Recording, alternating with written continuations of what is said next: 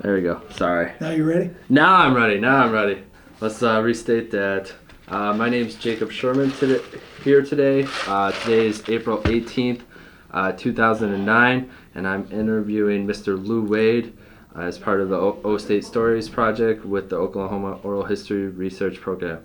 Currently, we're sitting in the athletic department offices for this interview. First off, I want to welcome you back to campus. I know it's a great joy to have you guys come back and be celebrated. Also, just welcome back and thank you for your time. So I'm going to first off start asking you questions about your OSU, prior to your OSU experiences. Can you tell me about where you grew up and such? Thank you, Jacob. I was born up here in Ponca City. My dad was a coach. He later went into the oil field business, and I was in Kansas and those areas, and then moved back to Tulsa when I was in finishing grade school. Yes, sir. So more or less went through junior high and high school in Tulsa. Okay. What high school in Tulsa? Tulsa Will Rogers. Okay. And that's where I did most of my sports prior to college. Mm-hmm. And yes, I did play Little League and whatever it was termed as in those days. Yes. Not near as organized as it is now. Yes. Now, have you always had a passion for baseball, or were you just in sports in general? At that age, junior high and high school, I had a passion for baseball and basketball. Okay. Did you play basketball in high school? Or? Oh, yes. All right. Now, how was your Tulsa Will Rogers baseball team? It was a good team. Good team? Yeah, you just interviewed a person here a while ago, Roy Peterson, that was a teammate of mine in high school. Yes. And in all actuality, because of injuries, I played very little high school baseball. Oh, really? Played a lot of summer baseball. Legion ball or? Legion ball, and from 6th grade on, I played a lot of summer baseball. Okay. Now, how good were your Legion teams then? I had one Legion team that went to the finals in Oklahoma. Yes. What team was that? It was Tulsa Cobb Oil. Okay. It was a very good team. Now, where was that? It went to what year was that it went to the final? It was 1956. 56? Yes. And where was the final held? Hobart. Okay. Southwest Oklahoma. All right. And did you guys play Hobart or? We played a number of teams from around Oklahoma and in Legion ball. Okay. Now, were you recruited to play baseball at Oklahoma State, or how did you initially come in contact with the baseball team? I came to OSU to play basketball. Really? I played 4 years of basketball. Really? I thought I recognized your name from someone else. Yeah, I was here for the basketball reunion last fall. That's right. Right. But I'll kind of tell you how I got into playing baseball. I was a good Legion ball player. Mm-hmm. But, I was told coming to OSU that playing basketball and baseball was very difficult because you got a late start in the season. Yes. And the Cowboy baseball team at the time was usually 3 or 4 deep in every position. Mm-hmm. So coming out of basketball to play baseball, you had guys that had been working out for months. Yes. And it was very difficult to break into the starting lineup. So I really did not intend to play baseball here. I played in the summer leagues up in the Van Johnson League in Kansas. Yes, that's a good. And that was my main objective. Oh, wow. Now, all right. I didn't. That's all right. Now, the way I got into the baseball program is that I don't know how long you want to make this, but hey, it's as much as time as it's for the record. So back in those days, baseball was a lot different than it is now. Mm-hmm. And the major leagues had bonus rules. Okay. So if you signed a bonus contract with a major league team, they could only pay you, I think it's something like $4,500 for a bonus player. If they paid you anything more than that, they had to take you to the major leagues and leave you for 2 years before they could farm you out to the minor leagues. Mm-hmm. So it was kind of a controlled situation by the owners in baseball. Well, what happened is in the late 50s, they rescinded those bonus rules. Okay. And the major league teams started signing players for above $4,500, knowing they could send them to their minor league teams. Mm-hmm. And this happened a little bit in the Cowboys situation. Again, the Cowboys were deep, 4 and 5 deep in every position. They were so good. Well, late in 1958 or early 1959, a rumor went around the baseball world that they were going to rescind the new bonus rule and go back to the old one.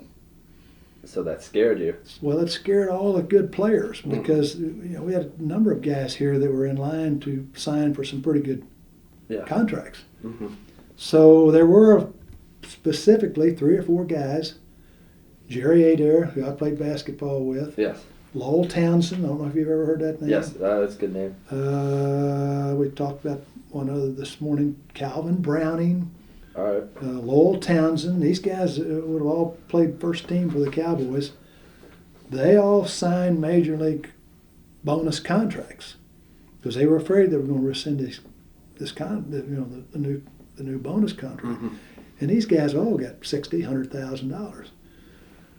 Well, that took a few players out of the Cowboy baseball program. NCAA won't. And then, plus that, you couldn't play 2 sports back in those days. Yes. You couldn't play a sport in college and then be a professional like you can now and play another sport. Yeah. And then another thing happened, and this happens to every team every year. 2 or 3 guys got caught cheating on tests. 2 or 3 guys got kicked out for this and that. And then the next thing I knew, again, I had no intention of playing baseball that year. Basketball's a tough grind. Yes.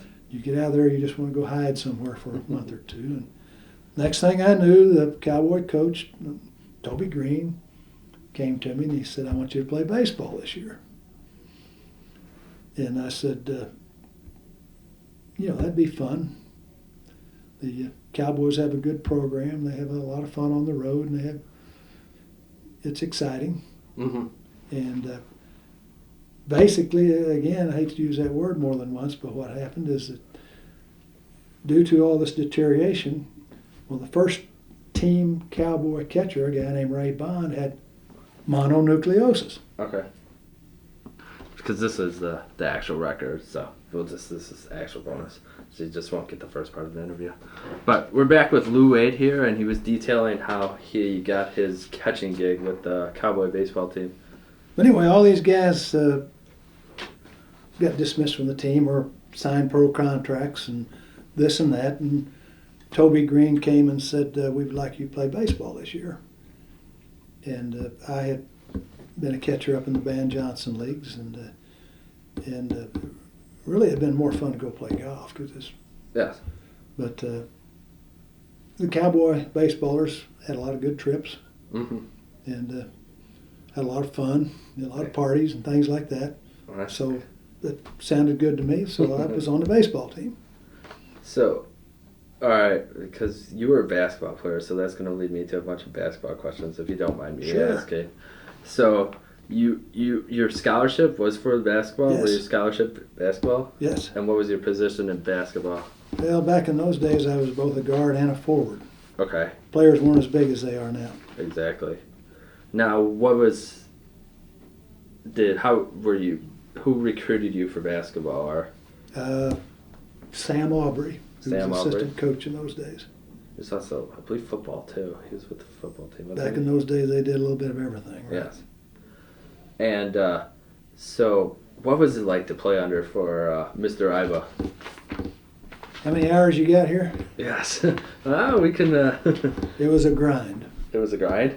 Yes. It was a grind? It was not always fun. It prepared you for life. Yes. Now, what years did you play basketball? 56 through 60. Did you play against Wilt Chamberlain then? Did. The famous game here? I did not actually play in that game, but I was a member of the squad. Can you recall what that game was like for you guys? It was a rough game because, the main objective was keep Will away from the ball. Yes. and it worked. And being on our home court, it came down to one shot, and Mel Wright made the shot, and we won. Yes.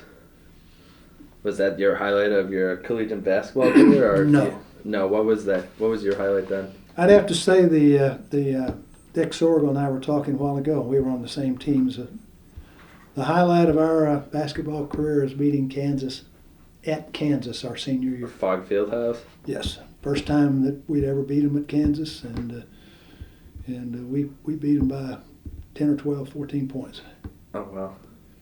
Now, how good were those OSU basketball teams? The period I was here, we did not have that good of material. We had very good material when I was a freshman. Okay. And we had good material when I was a sophomore. But again, we had some deflections and guys that left and this and that, and we just had average teams. Nice. Now, did you play much, or were you I was a starter. You were a starter for 2 years. Did you receive any accolades? No. No? No. No. Okay.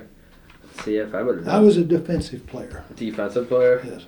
So you were a guy that get called on to guard the best guy, or Yes.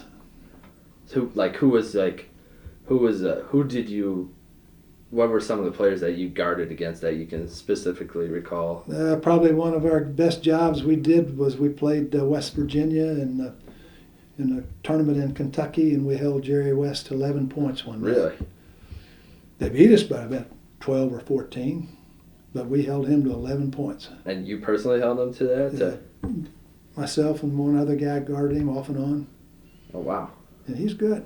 Yeah, he was. But those guys weren't used to the type defenses that we played. And the teams from back east they played a more wide open style than the Cowboys did in those days. Mm-hmm. Who else did you play against? Anyone others that stand out? 2 other victories that in that same tournament we played against Ohio State. Jerry Lucas? Lucas was a freshman. Okay. Did not play against him, but they still had a good team, and we beat them. And then we beat UCLA at UCLA in a tournament out there around Christmas time that year. Okay. So you played against the beginnings of the Coach Wooden's teams. Wooden was there, right. And that was a thrill. Really? Why was that a thrill? Just the trip in general? Or? Beat them at home. Anytime you win on their court, it's a thrill. Like beating Kansas at Kansas. Yes, exactly. Going into there. The thrill in sports is winning when you're not supposed to win. Yes. Now, what years did you play baseball then? Played 1 year, 1959. Just 1 year? Wow, I didn't. 1 year. And what year were you? Sophomore? Or? I was a junior. You're a junior? Okay. And again, I went back out the next year, again out of basketball, and all these other guys had 2 or 3 months working out. They were so far ahead of me that my heart just wasn't in it. Yeah. So, getting back to your OSU experiences, did you live in Bennett Hall then, or? No. Where'd you live when you were on? I lived under the football stadium. You ever heard of the Stadium Rats? No. Never heard of the Stadium Rats? No. There used to be a laundry over there. Okay. And we lived up the stairs. Well, one time I lived right across from the laundry on the first floor, and I lived up on the second floor in the rooms up there. Did you have a roommate, or? Yes. Who was that? Fellow basketball players. 1 year I roomed with Don Heffington, the next with Dennis Walker. Okay. And then 1 year I lived with Maurice Poole. All right. So I lived under there 4 years. You lived over at you were a stadium rat for 4 years? 4 years. Now, that doesn't sound appealing now. It was an honor. Really? Why was that? Well, you were a stadium rat. When we had the Iba reunion this past fall, last December, we recognized the stadium rats. Everybody stood up and acknowledged the handshakes or the claps, because to be a stadium rat, it was tough conditions because there wasn't a lot of heat under there in the winter. Yes. There wasn't always warm water, wasn't always electricity, and there were a lot of mice. Yes. And you think I'm kidding you. No, I'm sure there were. I'm sure there were. But we were hardship cases because we had to walk across the street to Bennett to eat our meals. Yes.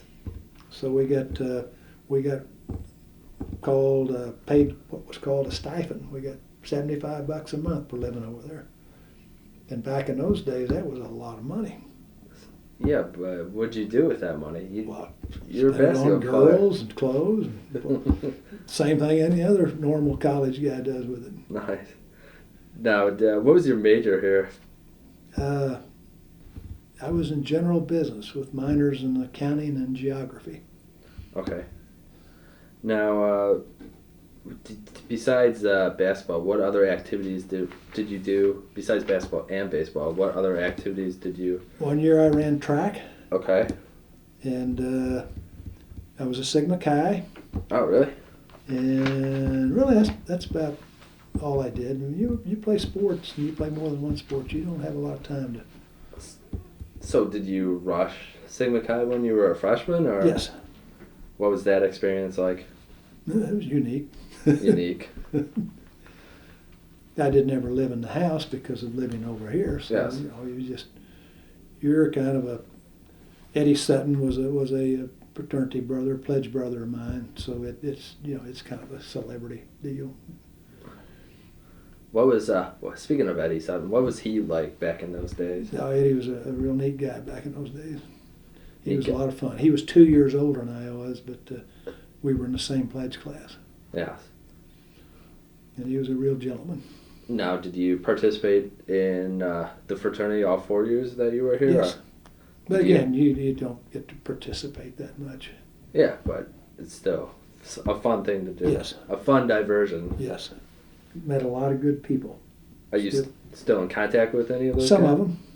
You still in contact with the fraternity? Or? Not much. I don't have much contact with the fraternity. Oh. Now, besides fraternity, you said you dated? Sure. What was those experiences like? It was a different world. How so? OSU was very different back then. There was a 6-to-1 ratio.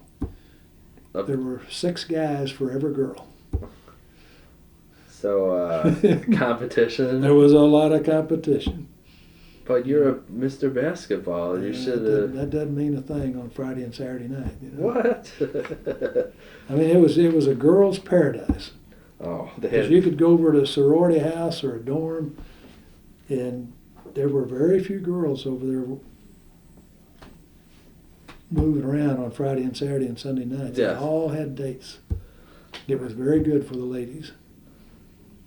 But for you? Just, you had to do your best. Yeah. Now, what kind of things did you do for dating-wise back then? It was very limited. You had movies, Mm-hmm. go to the library, Okay. and again, it was very limited. You had very few restaurants in Stillwater. You didn't have any of the Eskimo Joes, or Yeah. you had a Dairy Queen over here on Main Street, and there was a chicken place at 6th and Main, and that's about it. Yes. It was limited. Most of your dating activities would be around the student union and the 4th floor of the student union. I don't know what that's like now, but that drew big crowds on Friday and Saturday night, people dancing and listening to music. Yeah, did they bring in bands for? No, they had a jukebox. Oh, that's right. You're talking about the old days now. I'm trying. Was student union new at that time, or? Student union was Fairly new. built in the late 40s, I think. Okay. So it was about 10 or 12 years old. But it was at the time the best student union in the United States. Yes. All right, let's go back to these. So, what was your so the student union was your favorite hangout on campus? Probably so, yes. Off campus, what was your? That's probably the student union. You did Student union and the movie theater, and that was about it. the Leachman? Leachman. Okay.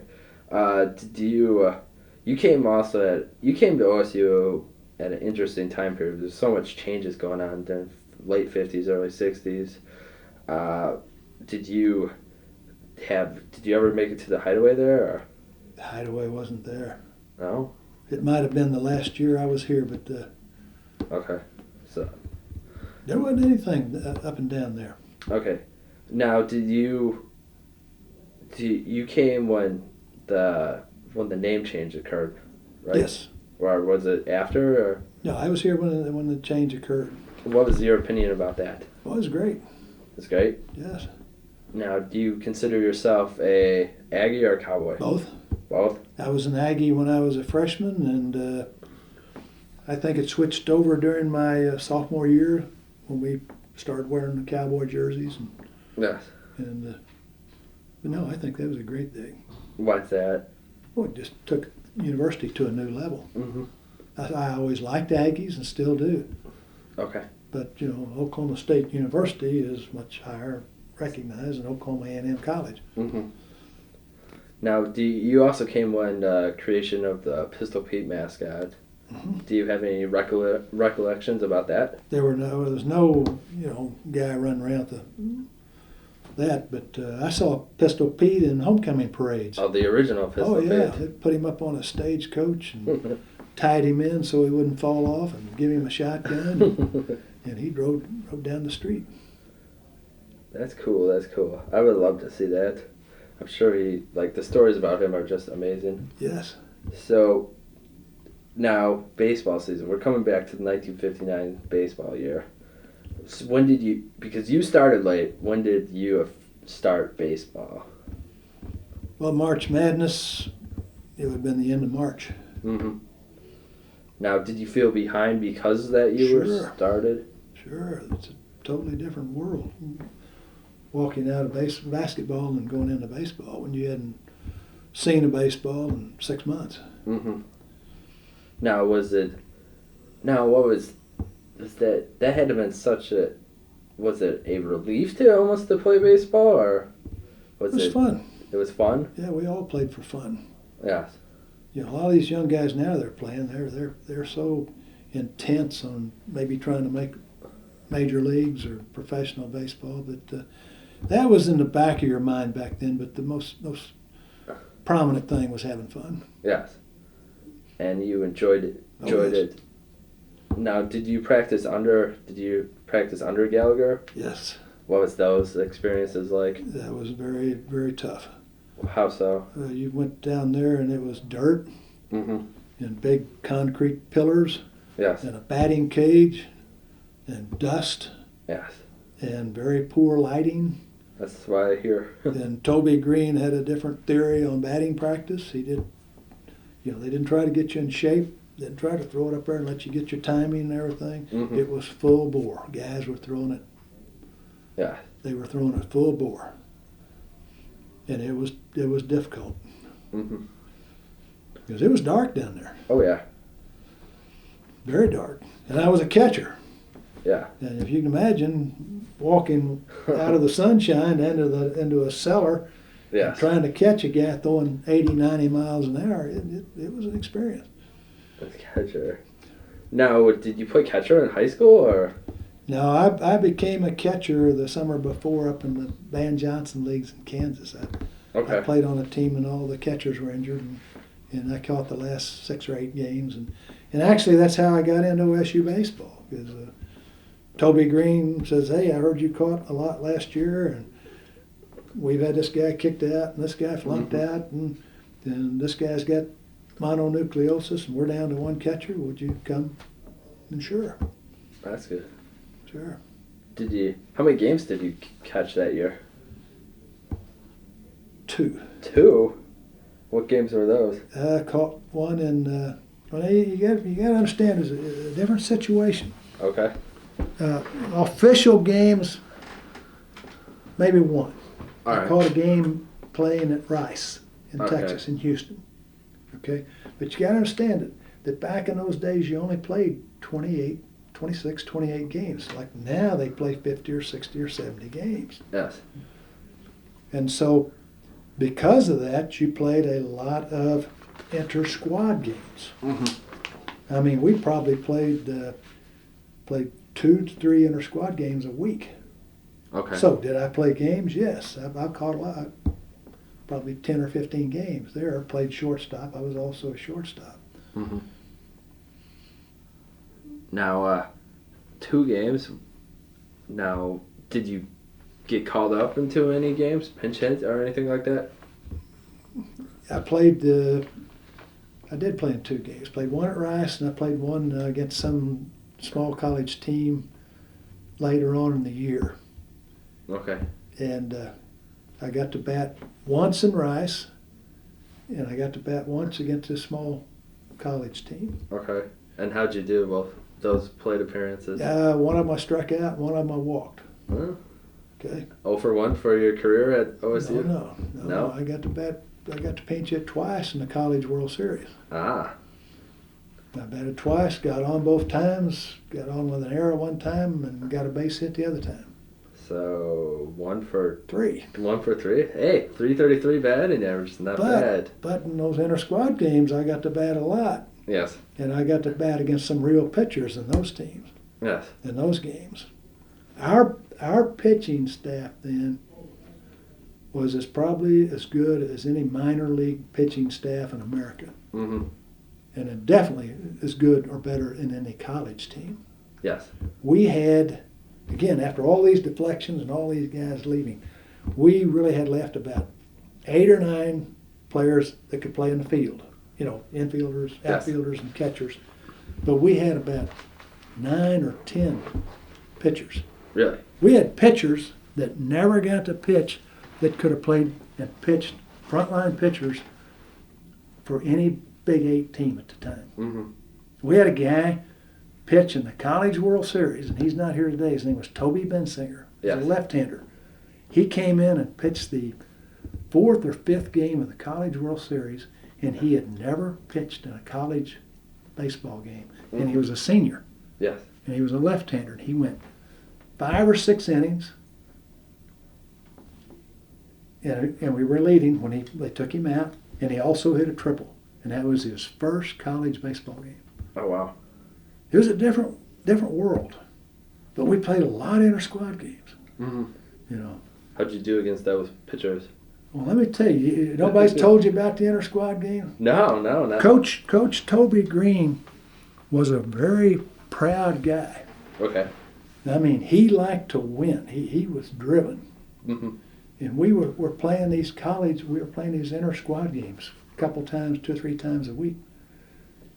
And it was our second string guys playing the first team. Okay. And we had pitchers playing third base and first base and in the outfield. Mm-hmm. I mean, we didn't have that many players. Again, due to all those deflections, we did not have a 2 and 3 deep at every position. And I would say that the second team probably won half of the inter-squad games. Toby didn't like that. And I can remember, I want to tell you about these 2 instances. And, all right, go ahead. We were talking about these earlier, but and these all, I always remember the things you did. Mm-hmm. But I remember one time playing against Joe Horland, who was one of our frontline pitchers. And Joel played 11 years with the Chicago White Sox. Mm-hmm. But I can remember one time in an inter-squad game, I hit a home run off Horland. And as I was trotting out of around the bases, Toby Greene, our coach, he was a character, he comes running out of the dugout, and he runs up to the foul line, and he's screaming. And he was screaming at Benny Bancroft out in center field because the ball I hit over the fence for a home run, he was mad because Benny didn't catch it. I mean, that's the way it was. Mm-hmm. One more. I can remember I was catching a game. I was catching an inter-squad game. I was catching Jim Mahura, who was a good pitcher that never played a college baseball game. Yes. And somebody hit a real pop fly between home plate and the first base dugout. And I threw off the mask, and I was going over there, and I was tripping over bats and gloves. You didn't have bat boys. You didn't have. Yes. And I was tripping over these things, and I went over right in front of the dugout, and I caught this pop fly, and I turned around, and Toby's from here to that wall from me. Yes. And he had his hands in his pocket, and you never knew Toby, but he was 70, 75 years old, and he was mean. And he looked right at me, and he says, can I use a little profanity? Yeah, go ahead. He says, you lucky son of a bitch. He was mad because he didn't want us beating his first team. But again, that's what made us the team that we were. Yeah. You know, we wanted to win. Every one of us wanted to win. Mm-hmm. We wanted to have fun, and we wanted to win. But did I play a lot of games? No. But did I get a lot of experience in baseball? Yes. Yes. Because you can ask any of those other guys who are here, Peterson or Dick Sorgel or any of them, about the inter-squad games, and they were good games. Mm-hmm. I think Sorgel was telling my hero today. He said I lost very few games in college, but he says, my hero, I never beat you in an inter-squad game. There was a lot of pride there. Mm-hmm. You had to do that back in those days because you were restricted to the number of games you could play for the season. You couldn't play 50 or 60 like you can now. But also, you needed those games because you guys didn't play, 35 games? Right, you needed that experience. Now, what was the facilities like, the baseball facilities, besides the dungeon downstairs? Well, you dressed over here in the field house and in the old metal lockers, and then you walked over there and practiced. There was no facilities. All you had was a concrete dugout and some bleachers. Okay. And the baseball playing field. Was that a good facility, or? No. What? But it was as good as most colleges had at the time. Mm-hmm. Now you came in baseball. You came to the baseball season late. Did you feel left out, or? No, I knew all those guys. You knew all those guys? Oh yeah, they were all good friends. Did you hang out with them? Like, oh yeah. The athletes all hang out together? Oh, yeah. In Bennett or under the stadium there? Mostly under the stadium. The stadium rats? Yeah. See, is that really a badge of honor for you? Sure. Sure. You live through that, you live through anything. Army was easy. Nice. Now, what was the team like? Was it a cohesive team, or can you describe the dynamics of the team for me? Basically, it was the same thing what I've said before. We had a bunch of guys that knew each other well, good friends. We wanted to have fun, and we wanted to win. Mm-hmm. And that's what it took. Did you also know these guys because you played against them in high school? And some of them. Some of them? Yes. Did that help build camaraderie? Nah, not really. Not really? Yeah. Okay. Now, how did the team travel? You said you went down to Houston. What was your travel experiences like? You got in cars and you took off. There wasn't any buses. There wasn't any flying. No airplanes. You're in individual cars, mm-hmm. and you drove from here to Houston, or here from Omaha, or here to Missouri, wherever you played, and that's how you got there. Now, was this different than you traveling as a basketball team? Yeah, in basketball, we traveled better than that. We were either on a bus, on a train, or in an airplane. Why do you think that was different? Well, it was different. First of all, you had an athletic director and there was a basketball coach. And naturally, he's going to spend more money in that direction. And baseball was not a revenue sport. I don't even think they charged back in those days for the fans to come to the games. Now, I could be wrong, but I don't think they did. Okay. How many fans did you guys get out for the baseball? I can't remember more than ever being 100. 100? Yeah. You mean, old hard bleachers and no covering, hot sun. Mm-hmm. And now, let's see. All right, let's get back to Coach Toby Greene. Can you share more of his personality with us, about his personality for us? Toby was an assistant football coach and a baseball coach, and he was a little bitty, scrawny, bird-legged, white-headed guy. And again, I remember him being in the 70s. Yes. And he was tough. He didn't say a lot, And I had to tell you a couple of funny stories. I was one of the calmer guys on the team. I mean, I wasn't a wild man or anything like that. Mm-hmm. And I had the honor of riding in Toby's car with him to go on these trips. I heard about this honor. And usually it was Byron Bird drove, and he was a trainer of sorts. They didn't have trainers like they do nowadays. Bird was a ex-military in World War II that got shot down during the parachute jumps into Europe and cut off his own leg. As part of that, cut off his own leg and made it back to the lines. And he was tough, and we rode with those two guys. Okay. And it was myself and Bob and Bruce Andrew that were on the baseball team. And we were picked because we could be depended on to make it in time to after, in the mornings to get in the car, or we wouldn't be wild man and be late for the trips or anything. Mm-hmm. So, but Toby and Bird were heavy smokers. Okay. Oh man, they just, you could sit in the back seat and inhale. Like a chimney? Oh, it was horrible. Yeah. But one of the funny stories that I remember, Toby liked to eat the blue plate special. Do you know what the blue plate special is? You go into some small town and you go to the hotel and you go in there and they can give you immediate service. Mm-hmm. And you get your meatloaf or roast beef or whatever. Yep. That's the way his was eating, because he didn't like to spend a lot of time eating. Well, us guys, we liked hamburgers, Mm-hmm. So we'd go in this old hotel and we'd go in, and Toby and Bird would order the blue plate special, and the Andrew guys and I would order hamburgers, which they'd have to cook from scratch. Well, those guys, Bird and Toby, would always finish eating first, and then they'd go out and sit in the car and smoke, and then start honking the horn for us to get out there and let's go.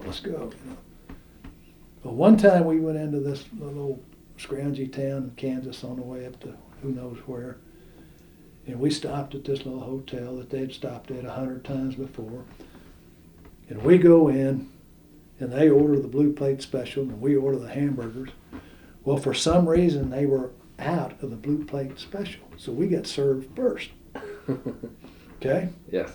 So when we finished, we got in the car, and we're out there lighting them up, and having a cigarette before they could come out there, and we had to throw them out real quick. And we're sitting there about 5 minutes, and we all look at each other, and Bruce leans over the front seat and starts honking the horn.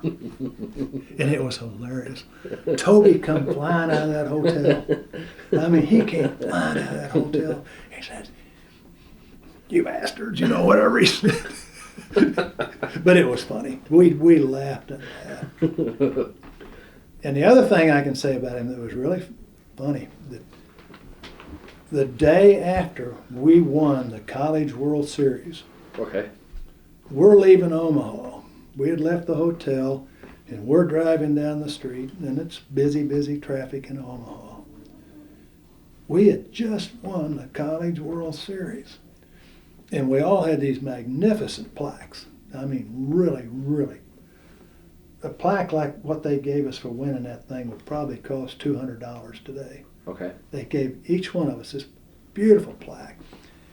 And traffic is bad, and Toby's always impatient. And who knows, pedestrians are probably walking in front of him, and he has all of it he can take. And he leans out of the car.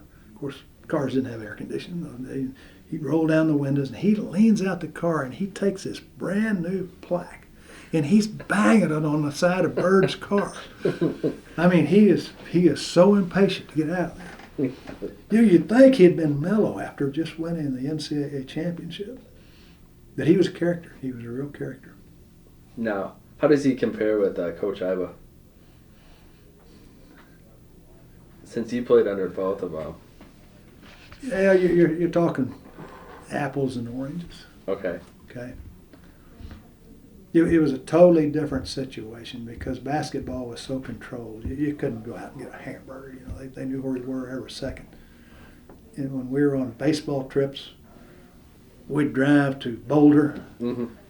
and you would give you a hotel room, motel room, and $9 a day per diem, Mm-hmm. and say batting practice starts at 10:30. Okay. All right. And they didn't care what you did between there and 10:30, as long as you showed up at 10:30. Okay. And that was the difference. Was that almost refreshing for you? Yes. Oh yes. That's the main reason I played. Because I'd gone through so much in 3 years of basketball, I just wanted to get out and have some fun, and it was. We had lots of parties, and sometimes it's amazing that all those guys made it to the batting practice at 10:30, but they all did, and we won. Do you have any interesting baseball party stories? Oh yeah, I can tell you lots of those. Any for the record? Yes. I think the first trip we made to Rice, Okay. we had a heck of a party in a pavilion down on the beach at what's the place that just got leveled by the hurricane? South of Houston, Galveston. You know, in a pavilion out there, and I wasn't much of a drinker, so I ended up out on the beach, flat on my back, watching everybody else running up and down the beach. Good times. One of the other ones I can remember is in the Mine Shaft Bar in some little town in Colorado, and we played Colorado, and we won all 3 games, but first night, I think it was, we went over to this little Mine Shaft Bar and had a heck of a party. That's good. It was fun. Good. I remember that some 96-year-old lady singing songs for us. Didn't have a tooth in her head. What could she But say? that brings the guys together. Yes. You know, that things like that. So were you a loose bunch then? No, or? we were very loose. I mean, well, there wasn't any tension. We had some good pitching, and we knew we were going to score some runs. And again, there was not a lot of tension. Now, going up to the College World Series, what was that experience like for you? That was very good. It was just like being here this weekend. They treated you like kings. Okay. I mean, they didn't spend a lot of money on you, but they said hello. They took you out for barbecues, Mm-hmm. and you know, they recognized you every day when you went to play. The fans were great. It was a great experience. That's one of the best things in college sports is Omaha and the College World Series. Yes. Now, was this your first time playing in a minor league stadium, or? No, I'd done that before several Where'd times. where'd Tulsa and Oklahoma City and Wichita. Okay. But still, It was good fun. It was a good place to play. now what games did you get into the series? Who did you play against? I can't remember the first one, but again, we were behind, and I got up and hit the ball well. Hit it right through the third baseman. Mm-hmm. It was an error, but I hit it hard. And then the second game was probably one of the biggest thrills in my life as far as sports go. We were behind, and we were playing, Connecticut or somebody like that, and we were behind. Clemson? No, we were playing Okay. Clemson. And this left-hander was really giving us troubles. Okay. And I went in to pinch hit for Ray Bond, who was a Yes. catcher, but Ray was a left-handed hitter, and this was a left-handed pitcher. Okay.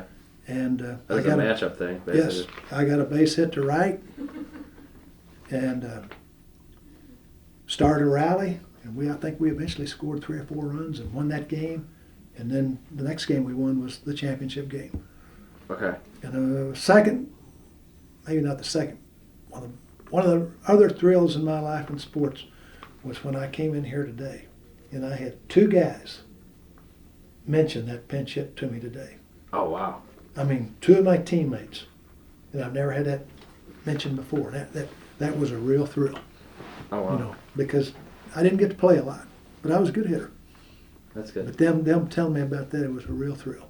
Wow. Now, let's see here. What other questions do I have for you?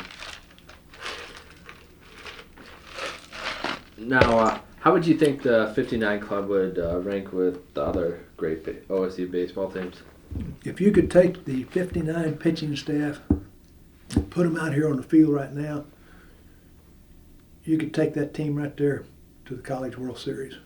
It was the best pitching staff on a college team that maybe of all time. Oh, wow. I mean, there were 3 guys that were AAA or better pitchers, and maybe 3 more that never got to play, and there were 3 or 4 right below them that could have pitched for practically any college in the nation. They were a great pitching staff. I caught them. I know they could throw. And then the next year, there were 2 other young guys that were freshmen when we won the NCAA, came into the rotation that were equally as good. A kid named Jimmy Wixon and a young man named Littleton Fowler. Okay. Because you understand that back in those days, the major leagues didn't do what they do now. The major leagues now, they go in and sign up all the flamethrowers out of high school. Oh, yeah. And put them in the minor leagues. They never get to play college ball. And that didn't happen back in those days. They didn't sign bonus players out of high school like they do now. So there were a lot of good pitchers. And you can also develop your pitching in college. Yes. More learn sliders and. Yes. Did you have any problems as a catcher, or did you like catching, or? Again, I didn't catch that many years, but no, I didn't have any problems. Okay. Did you? It's hard work, but it was fun. Fortunately, I didn't get any foul ball injuries or. Yes. And you got to understand, this whole year I was 1 injury away from being a starter. Yes. I mean, I was the utility man, whether it be catcher, infielder, or outfield. But we only played 30 games, and nobody ever got hurt. We never had an injury. Oh, wow. It was amazing. So nobody even sprained an ankle. So they were good physically fit then. Physically fit. Now, how did you guys celebrate your national championship? We had a party. Where at? I don't know, some bar at the hotel, some bar down the street or whatever. And it didn't really last that long because Toby wanted to get up and leave at 6:30 or 7:30 in the morning. So. That's good. Now, did the fans come out how was your reception in Stillwater then? The reception in Stillwater we received, we were supposed to drive as a caravan, all 3 cars together, but it always got fouled up. And, I can remember our car arriving in the parking lot out here on the south side of Gallagher. Okay. And there were 50, 100 fans out there. It was fun. Nice. Now, you were here. Did the wrestlers get more attention at that time, or no? They got a lot of attention. They won some championships in those days. They had some Olympic wrestlers. They were a good team. Do you? Because also the same year that you guys won the title, the wrestlers won. Were they treated any differently? Not that I don't know of. Okay. In fact, I don't remember them winning in '59. They won it in '59 also? Yes. That's great. So. I don't remember that. It's like a OSU dynasty. Yeah. Those guys are tough. Well, those guys, they were in condition. You ever seen a wrestler? Yeah. Walk down a flight of stairs on his hands? Oh, wow. I'm serious. Those guys are tough. That's right. Coach Gallagher. Well, the coach at that time was Byron Roderick. That's right. He was a good coach. He was an Olympic wrestler himself. So, now, wrapping up here, so what have you done since your OSU career? I've been through the Army, and what'd you do in the Army? I was in the infantry. So went through OCS, became an officer. Really? And which was easy compared to playing basketball here. And left the Army, got in the insurance business, and that's where I've been ever since. Nice. Did you you go through Benning infantry? Benning, Fort Benning. Yes. Yes. How was that training like? Did you? Have you ever gone 24 weeks without a candy bar or a Coke? No, not yet. It was tough. Very physical. But again, compared to college sports, it was easy. Now, what lessons have you learned from sports that you take with you, that you use on a daily basis? Again, the greatest thrill in sports, winning when you're not supposed to win, and never give up. Just keep the nose to the grindstone, and good things are going to happen. Okay. I've won tennis tournaments, I've won golf tournaments, and the same philosophy, just keep on bearing down. Now, is there anything you would also like to add? No, I appreciate this. I appreciate this reunion. In my years here, enjoyed it very much.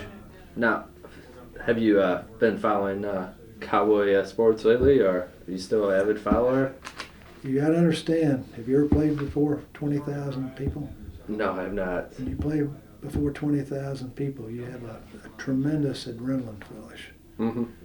If I went out there tonight and watched this football game or watched one of them on TV, I mean, I throw things. I want them to win so bad. Yes. If ever I had a heart attack in my life, it would be either here in Gallagher Hall or out on that football stadium. Nice. Wanting them to win. I want them to win so bad that it's just, I don't watch them. They just. What do you think about these facilities? Oh, it's great. It's great? Yeah. Absolutely great. Changed since your days, that's for sure. You have no idea. Where's Lewis Field again? Oh, wait a minute. But you just have no idea how great this is. Does that give you a sense of pride then, as a former athlete? Hey, my dad played here. Really? My dad played basketball here. They had an old gym over here on the parking lot south of the stadium. He played there. Darn. Back in the 30s. That was a long time ago. Yeah. But these facilities are so great. It's just absolutely amazing. So, where would you rank baseball? Do you have a favorite sport, or do you like them all? Baseball is a great sport to play. Okay. It's a very boring sport to watch. All right. Okay. Basketball is a great sport to play. And it's more exciting to watch it. Yes. Okay. Especially on TV. Sports were made for TV. Yes.